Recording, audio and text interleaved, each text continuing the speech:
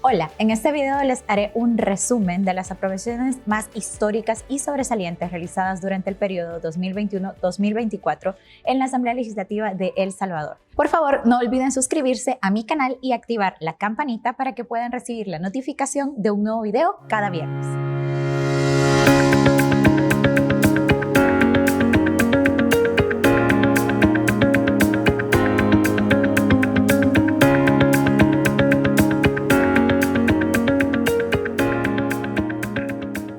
Mi nombre es Sueci Callejas y gracias a la confianza del pueblo salvadoreño y a la voluntad de Dios,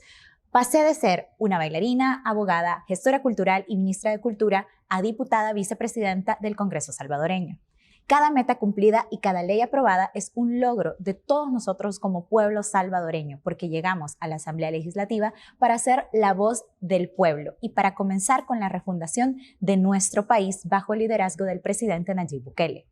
Desde que llegamos a este órgano de Estado, los diputados de la bancada Cian hemos asumido el compromiso de saldar deudas históricas, algo que los partidos de oposición nunca tuvieron dentro de sus prioridades. En este video voy a tratar de resumirles lo más destacado del trabajo que se ha realizado y también quiero compartir con ustedes cómo se ha vivido todo este proceso desde el interior. Primero, quiero contarles un poco sobre nuestro primer día en la Asamblea. Empezamos el camino de las transformaciones en nuestro país desde el día 1, con la destitución de los magistrados de la Sala de lo Constitucional y el ex fiscal general de la República.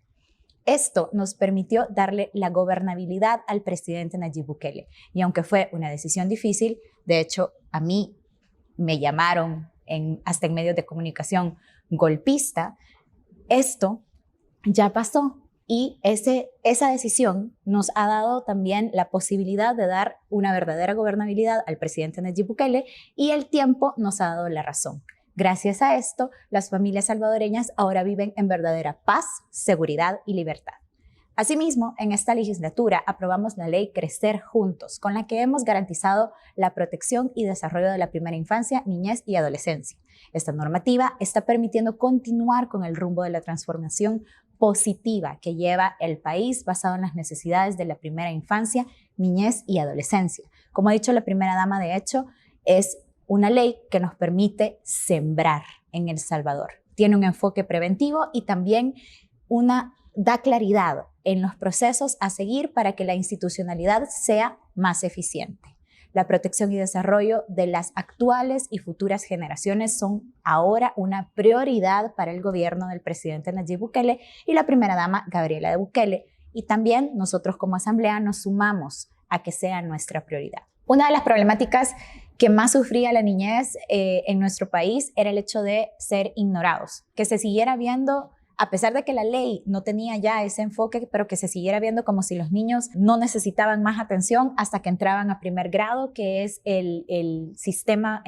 público, el grado que inicia la escolaridad de los niños. Y estos niños se perdían dentro del sistema casi 7 años y eso también había generado que las familias salvadoreñas se sintieran solas. El Estado no estaba respondiendo a su responsabilidad de apoyar a las mamás y a los papás y a las familias en la crianza de sus hijos en El Salvador. Ahora tiene un enfoque, la ley Crecer Juntos tiene un enfoque preventivo también, en el sentido de que queremos evitar lo más posible que haya vulneración de derechos para la primera infancia, niñez y adolescencia en nuestro país, y no solamente, como tenía la ley anterior, un enfoque de respuesta. Además, aprobamos la ley Nacer con Cariño, con el que convertimos a El Salvador en el primer país en nuestra región en tener una ley de parto respetado. Durante los gobiernos anteriores, las madres salvadoreñas no podían ser acompañadas en la sala de parto por su compañero de vida, ni eran informadas adecuadamente, no se respetaba su opinión y en algunos casos incluso hasta recibían maltratos. La nueva ley establece que los cuidados que el personal debe brindarlos con respeto hacia la madre, al hijo o hija por nacer y por supuesto a toda la familia para garantizar un ambiente seguro y relajado a la hora del nacimiento. La ley Nacer con Cariño promueve un nuevo modelo de atención que toma en cuenta las necesidades de cada una de las mujeres, pero también de sus familias, desde el momento de la preconcepción hasta el nacimiento de su bebé. Como todos nosotros sabemos, lastimosamente, el sistema de salud pública que se heredó era un sistema completamente deficiente que con más de 30 años de abandono ha sido muy difícil empezar a recuperar. Sin embargo, el trabajo se ha hecho poco a poco. En muchos casos, como en el tema de la reforma de todas las maternidades del país, ha sido a pasos agigantados, pero esto no quiere decir que todavía no haya trabajo por hacer. El Salvador decía en documentos formales que ya tenía, que aquí ya se ejecutaban actividades para poder hacer el nacimiento de los bebés de una manera más humana, que ellos le llamaban parto humanizado. Sin embargo, la realidad demostraba de que esto no sucedía con las mamás, al contrario. Muchas de ellas vivían maltratos, muchas de ellas siempre estaban hacinadas en diversos espacios de las maternidades. Las maternidades a veces no tenían ni siquiera ventilación para que las mamás estuvieran más cómodas y los bebés también. Muchas madres, no me dejarán mentir, incluso que nos están viendo, lastimosamente les tocó tener a sus bebés solas, completamente aisladas de su familia, sin tener a alguien que estuviera ahí apoyándolas, que ellas dijeran, ya sea su esposo, su compañero de vida, su mamá, su hermana o alguien que estuviera ahí para apoyarlas en un momento tan difícil como es el parto. Y esto ha cambiado completamente con la ley Nacer con Cariño. Incluso la primera dama hizo un llamado a todos aquellos profesionales de la salud materno-infantil para que recordaran el origen de por qué decidieron trabajar en esta rama de la salud y que de esta manera pudieran darse cuenta de que dar un trato cariñoso y sensible tanto a la madre como al bebé como a toda la familia es algo invaluable a la hora de que cada salvadoreño nazca. Así que desde esta asamblea y desde la aprobación de Nacer con Cariño, nosotros hemos iniciado un camino de dar la bienvenida con cariño, con amor y con respeto a cada bebé salvadoreño que nace. Con la aprobación de la ley Amor Convertido en Alimento, también fomentamos la protección y apoyo a la lactancia materna. Esta normativa se aprobó con el objetivo de que el Estado garantice el derecho de la madre y del bebé a dar y recibir lactancia materna, así como crear las condiciones para que las mujeres puedan recolectar su leche y alimentar a sus hijos. Como parte de las condiciones para garantizar la lactancia materna, la ley determinó que los patronos y las instituciones, tanto públicas como privadas, tienen la obligatoriedad de instalar salas de lactancia materna. Muchas de las madres antes de esta ley, lastimosamente se veían estigmatizadas al momento de querer alimentar a sus bebés a través de lactancia materna. La desinformación era lo que más reinaba en El Salvador, en el hecho de que incluso mucho personal médico o supuestos consultores de lactancia materna incluso mentían diciendo que los sucedáneos de leche materna eran fórmulas casi en un 99% como la leche materna, cosa que es completamente mentira según lo que nos dice la ciencia. Cada madre crea una fórmula única e irrepetible para su bebé y por eso es tan importante que nosotros en El Salvador lo veamos como una política pública. La lactancia materna no es solamente un derecho de la madre a darlo, sino que sobre todo es un derecho de cada bebé salvadoreño de recibir esa fórmula única e irrepetible para alimentarse y para crecer mejor. Con la nueva ley integral del sistema de pensiones, aumentamos un 30% de todas las pensiones de vejez, disminuimos las ganancias de las AFPs, eliminamos las pensiones VIP y garantizamos que nadie, ni el Estado salvadoreño, meta mano al dinero de los cotizantes. El patrono aumentará su aportación, mientras que el trabajador seguirá aportando exactamente lo mismo. Además, la ley anterior establecía un 1.9 de ganancia y prima de seguro para las AFPs, con lo que las AFPs hacían un doble negocio, ya que contrataban el seguro dentro de su mismo grupo empresarial y con las reformas que aprobamos, esa ganancia pasó del 1.9% a solo el 1%. Con la aprobación de la Ley del Recurso Hídrico, establecimos la no privatización del agua y garantizamos el acceso equitativo para la población salvadoreña, una deuda que los viejos políticos engavetaron por 15 años. 5 legislaturas pasaron antes que nosotros pudiésemos llegar y con la legitimidad que el pueblo salvadoreño nos dio al votar en las elecciones y darnos una mayoría calificada y junto a nuestros aliados una mayoría calificada especial, nos pudimos dar cuenta que tanto Arena como el FMLN tuvieron engavetada la ley de recurso hídrico durante 15 años, simplemente porque sus financistas no les daban permiso de aprobar una ley que no tuviera las prerrogativas que ellos decían. Aprobamos disposiciones especiales para la construcción y puesta en marcha de la Biblioteca Nacional de El Salvador, donada por la República Popular China, para que el Ministerio de Cultura garantice su funcionamiento 24/7. Desde que el presidente Nayib Bukele y la primera dama Gabriela de Bukele trabajaron en las alcaldías tanto de Nuevo Cuscatlán como de San Salvador,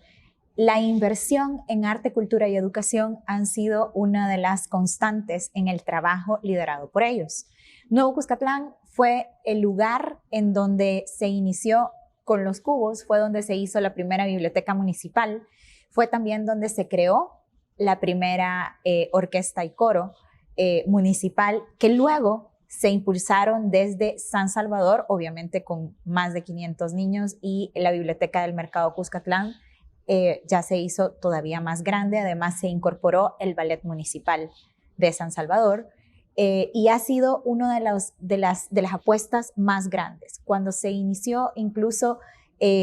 muchas personas creían que no íbamos a poder lograrlo, pero gracias a Dios, al pueblo salvadoreño y al apoyo que estos proyectos han tenido, se ha demostrado que la inversión en arte, cultura y educación jamás serán una pérdida para nuestro país, sino que es al contrario. Siempre es un apoyo y siempre va a ser algo que va a hacer crecer a nuestra población, que va a generar mejores personas y, por supuesto, es parte del bienestar social que se debe garantizar. Además, aprobamos la Ley de Creación de la Autoridad de Planificación del Centro Histórico de San Salvador, conocida como APLAN, para promover el desarrollo turístico, socioeconómico y cultural del corazón de El Salvador. Cuando el presidente Nayib Bukele fue alcalde de San Salvador, yo tuve la oportunidad de acompañarle siendo la primera secretaria de Cultura de la capital. Muchos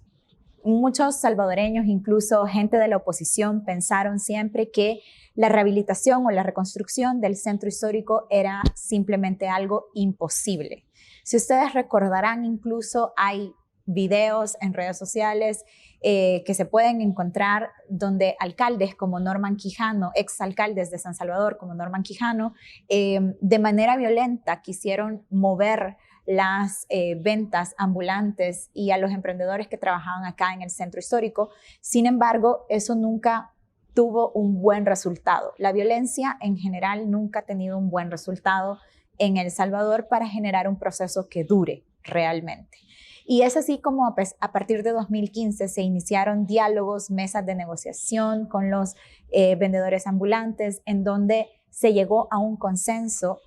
Obviamente fueron muchísimas reuniones en las que se estuvo, y todo esto fue ideado por el entonces alcalde de San Salvador para que pudiéramos hacer una verdadera rehabilitación del centro histórico, que en su primera fase fueron 12 cuadras de lo que se conoce el microcentro.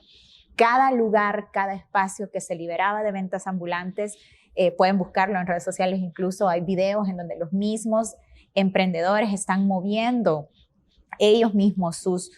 puestos de venta. No hubo nadie golpeado, no hubo una llanta quemada, no hubo nadie preso,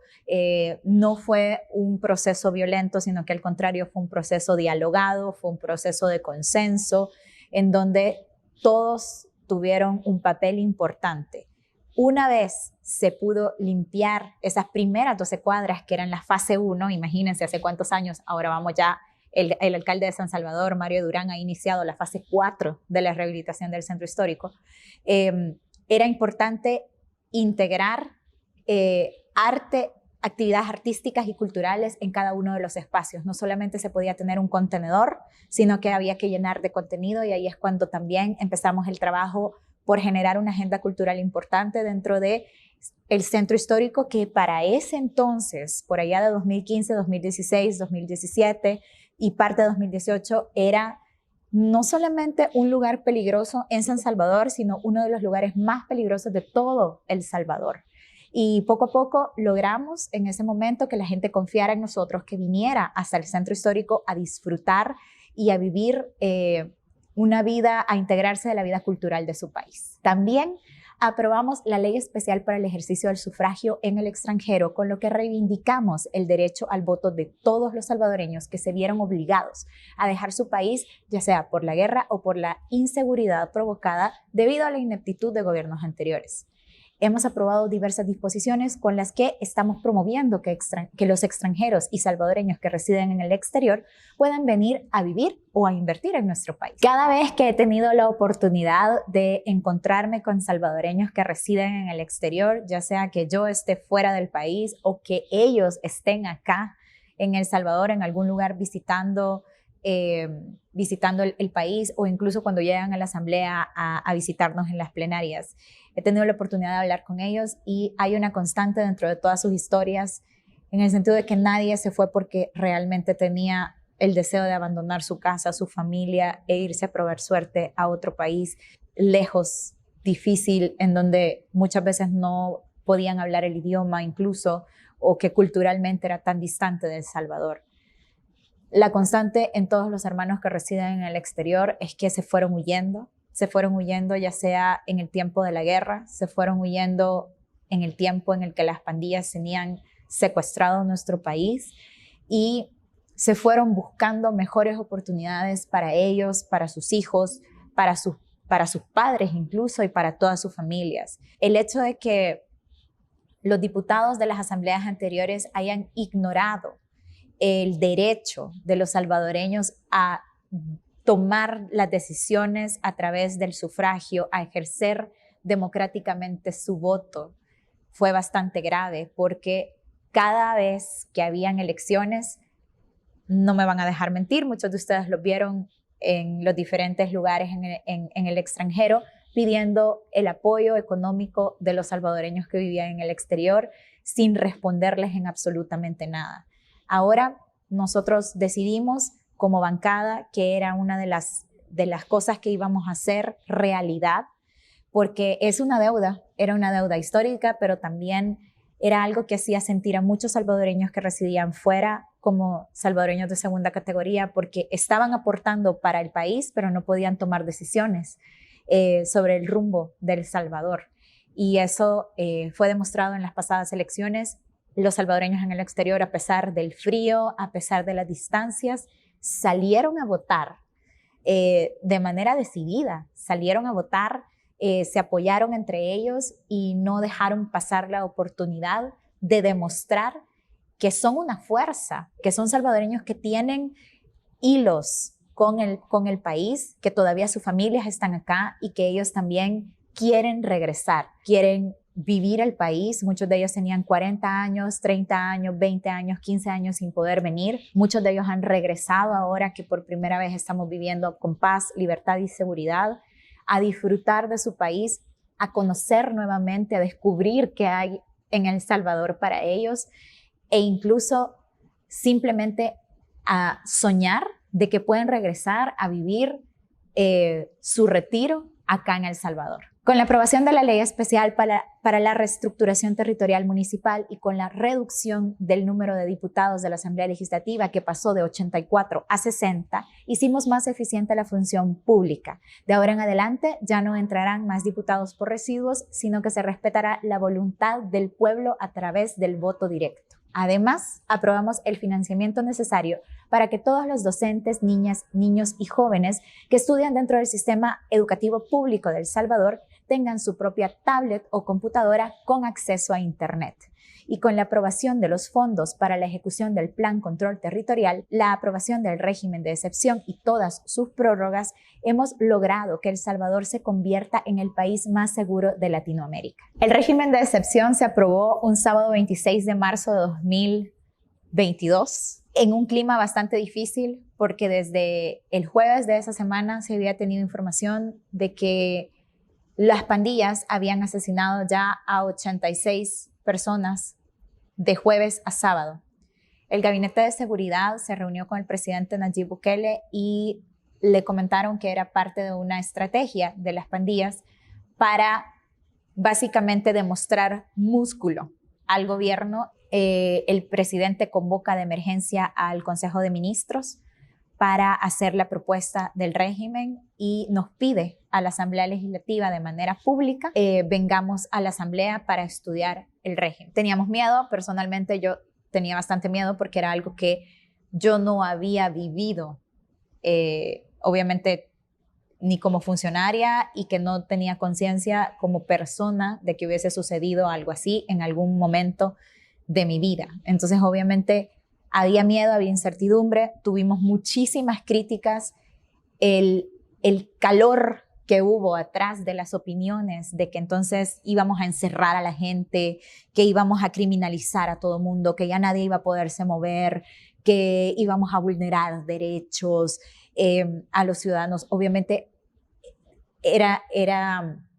incierto en ese momento, a pesar de que nosotros mismos estábamos ahí dándoles la cara de frente, diciendo, miren, esto no va a afectar la vida de los salvadoreños, esto no va a afectar las actividades religiosas, las actividades culturales, las actividades educativas. Al contrario, tenemos que salir de este momento de crisis y pasado el momento de crisis, todo va a regresar a la normalidad para aquellos salvadoreños que no tienen absolutamente nada que ver con las pandillas. Porque también vamos a ser claros, y hablo 25 meses después de que esto sucedió, si tú no sos pandillero, tú no tenías nada que temer. Si tú no sos pandillero, no tenés nada que temer, porque seguimos dentro de una prórroga de régimen de excepción, pero los salvadoreños ya se dieron cuenta y también a nivel internacional se dieron cuenta que ha sido la única estrategia legal y constitucional que hemos podido usar en conjunto, todo el gobierno con un objetivo común para lograr detener a los pandilleros, para lograr detener la amenaza terrorista de las pandillas, y el presidente declaró la guerra a las pandillas y nosotros como Asamblea Legislativa apoyamos y seguimos apoyándolo ahora con la tranquilidad de 25 meses después de poder decir estamos protegiendo la vida de los salvadoreños,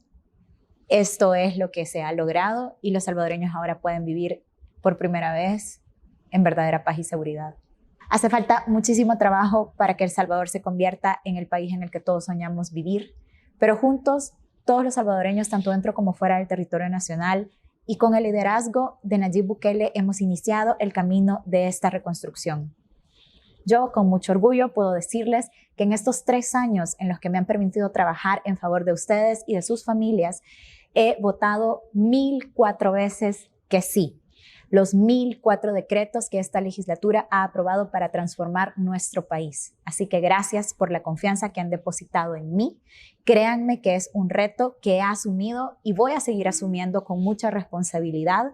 Y para poder informarles de primera mano del trabajo que estamos realizando, los invito a seguirme en mis redes sociales, a suscribirse en mi canal de YouTube y cada viernes estaré subiendo un video nuevo con temas de coyuntura nacional, así que por favor activen la campanita en YouTube para que les caiga una notificación en su celular o en el dispositivo que ustedes utilicen con internet. Un abrazo y bendiciones.